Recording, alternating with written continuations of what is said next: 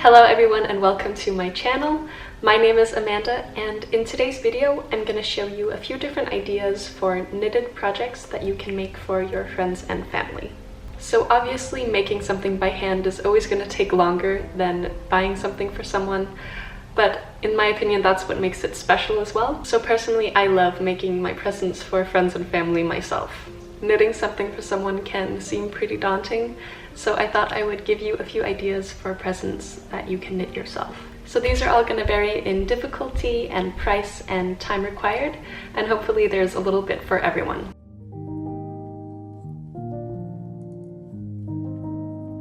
So the first idea is a simple knitted hat, and this one is a classic, but I think it works really well and you can basically give it to anyone.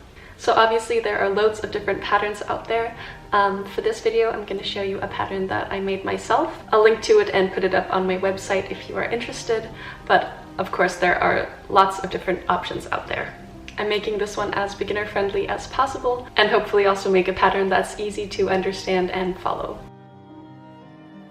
So in this video I will just be going through some of the techniques that I use to make this hat. All the specifics will be in the pattern. So I'm starting off with this tube and now I have to flip the work and knit in the opposite direction. I do this by using the same principles as when I knit German short rows. This is all to avoid a big hole in the work where we flipped it. So to do this I am knitting up until my marker, and on the first stitch after the marker I am slipping the stitch from my left to my right hand needle without knitting it. Then I pull my yarn back tightly and hold it there. As you can see, it looks like there are now 2 stitches instead of 1. Now I can continue knitting around until I reach my marker once again.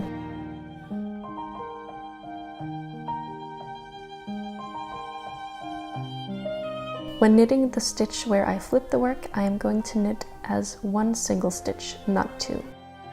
And now I can continue around in the same stitch as before. Okay, at this point I have to start decreasing at the top of the hat. I have a long tube with the bottom section having the purl side out and the top section being knit side out. I place 4 markers with an even amount of stitches between them, and now I'm going to be making my decreases on both sides of these markers. On the right side of the marker we are using the slip slip knit technique, which is a little bit hard to explain but looks like this.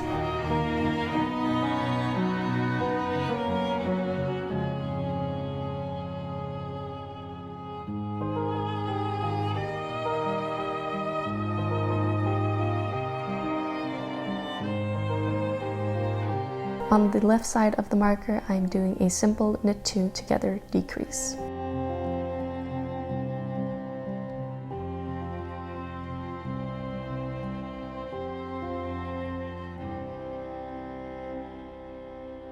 And this continues around and around until I have 8 stitches left on my needles. I close it off by pushing the yarn through each stitch and pulling tight towards the inside of the hat.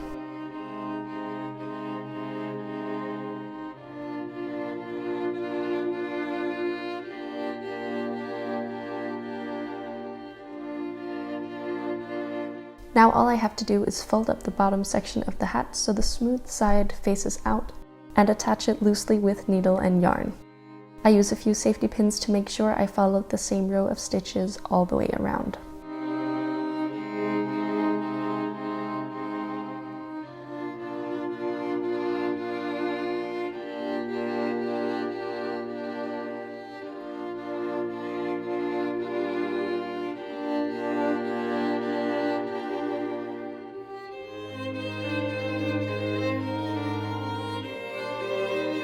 I'm so happy with how this hat turned out, and it's just perfect for these cold winter months.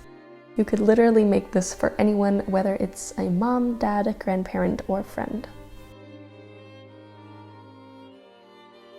This next idea is a knitted vest, and these come in a lot of different ranges, both price-wise and also time-wise. So choosing the right vest to knit is going to depend on your time frame and your budget. So actually last winter I knitted this pink vest, which I've used quite a lot. It took me about a week, and it was actually really cheap to knit because it only needed about 3 balls of yarn. It's a little bit chunky and knit on some quite large needles, which depending on your style could be exactly what you're looking for. And at the moment I'm actually knitting another vest, which has buttons down the front so it can open up. And this one is a little bit more expensive and time-consuming. I think it cost me about $70 for the materials. I'm knitting with 2 different threads at a time, which is also why it got so expensive, but it has a completely different type of look than the other vest. This vest is a little bit more elegant and good quality, which makes it a really good gift for someone like my grandmother, who I know will appreciate these things. If you just put the time into it, then it doesn't have to take months to finish a knitted garment. But if you're planning to knit for more than one person this Christmas, then I would recommend starting a few months ahead of time. So this is my progress on the vest so far, and obviously I still need to knit some edges. Hvor meget stress, hvor meget påvirkning af stress man den enkelte kan holde til. Er stress en sygdom? So after finishing the knitting part, I could wash and stretch out the vest. Now I can sew on these adorable crystal buttons. They give me a very high-end vintage vibe and I love them. I bought 5 to go with the 5 buttonholes I knit and spaced them out accordingly. Then I attached them by sewing them on with a strand of yarn.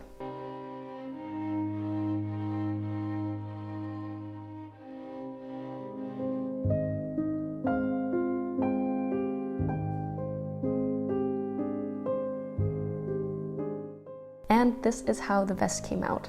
I'm so happy with the finished piece, and I'm sure my grandmother will love it too. Honestly, I was kind of in love with it, so I might have to make one for myself as well.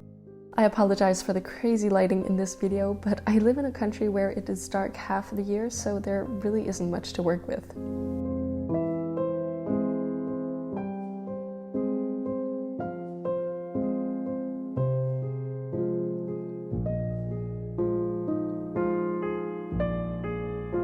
My third idea for a knitted present is a homemade pair of socks. And it may not sound like the most interesting thing, but it is one of the most thoughtful things to make for someone else, so that they can keep warm in the cold winter months.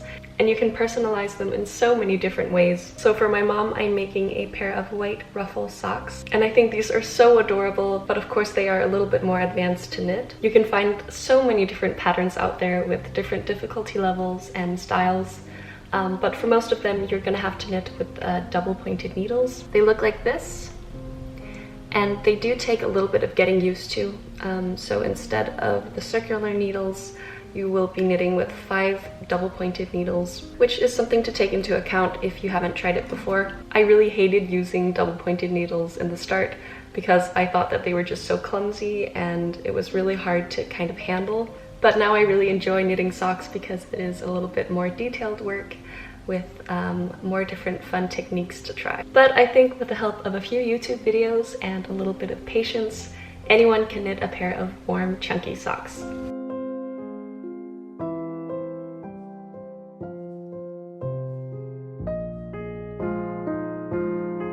So that was all for my video today. I hope you enjoyed it and maybe even got some inspiration. I have not uploaded much recently because I'm heading into exam season with school, but thank you for watching when I do upload, and hopefully I can get back into a rhythm of filming a little bit more regularly. I'm leaving all the patterns, including the one I made myself, in the description box down below if you want to check those out. If you have any questions or ideas for future videos, feel free to leave a comment down below, and otherwise I'll see you in my next video. Bye!